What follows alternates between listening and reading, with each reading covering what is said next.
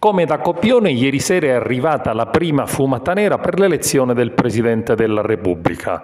È molto probabile che anche nelle successive giornate di votazione fino a giovedì il risultato sarà lo stesso.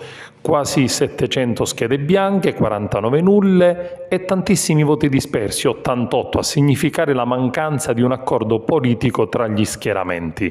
I votanti sono stati 976 rispetto ai 1008 previsti. Il quorum necessario a eleggere il capo dello Stato non è dunque stato raggiunto. Nessun accordo tra le forze politiche, anche se si intravede un possibile dialogo avviato dopo l'incontro tra l'esponente della Lega Salvini ed il segretario del Partito Democratico Letta. La giornata è stata caratterizzata da numerosi incontri, con al centro il nome di Mario Draghi e le resistenze del centrodestra contrario al suo trasferimento al Quirinale.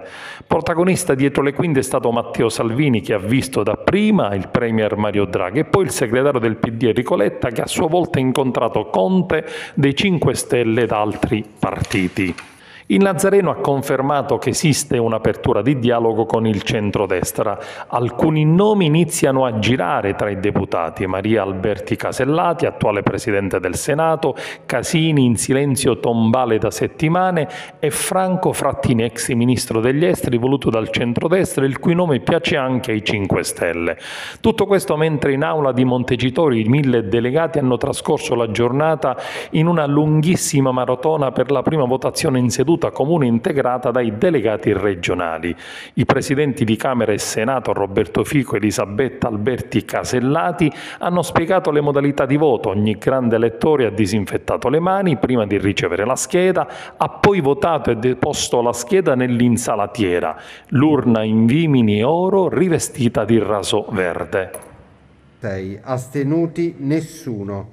Maggioranza dei 2/3, 672. Hanno ricevuto voti: Maddalena 36, Mattarella 16, Cartabia 9, Berlusconi 7, Cassinelli 7, De Martini Guido 7, Tasso 7, Bossi 6, Rosato 6, Cappato Marco 5, Pianasso 4, Vespa Bruno 4, Lauro Giorgio 3, Alaia Enzo 3, Baldini Maria Teresa 3, Belloni 3, Bersani 3, Lotito 3, Rutelli 3, Sabelli Fioretti 3, Sebastiani Amedeo 3, Amato 2, Angela Alberto 2, Casellati 2, Casini 2, Conte 2, De Fazio Gianluca 2, Giorgetti 2, Leo Ermanno 2, Martino Antonio 2, Mattei Ugo 2, Moles 2, Nordio 2, Siani 2.